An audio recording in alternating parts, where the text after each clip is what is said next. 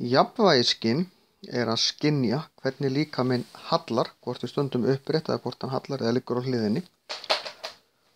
Og það eru bogagöng innan við innra eyrað sem eru 3 göng sem að eitt er svona, svo er eitt sem að myndar 90 gráður hringvið og svo eitt sem myndar 45 gráður á all hinn. Þannig að ef ég snúa í raun svona.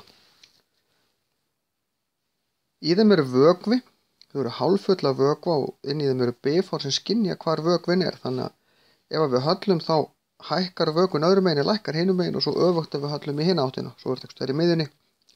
Þannig að þetta virkar svolítið eins og hallamál. Ég geti raun teikna mynd af þessu. Ef að hérna er haus og ég teikna ein bogagöngin hérna, þá myndi vökvin vera kannski eitthvað hér þegar hann hallar svona. En svo þegar hann hallar í hina áttina,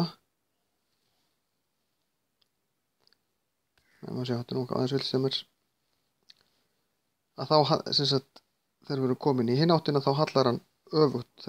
Vökvin er alltaf láréttur miðað við yfirborðið. Síðan þarf að senda boð til vöðvana að laga líkamann þannig að við höldum jafnvægi.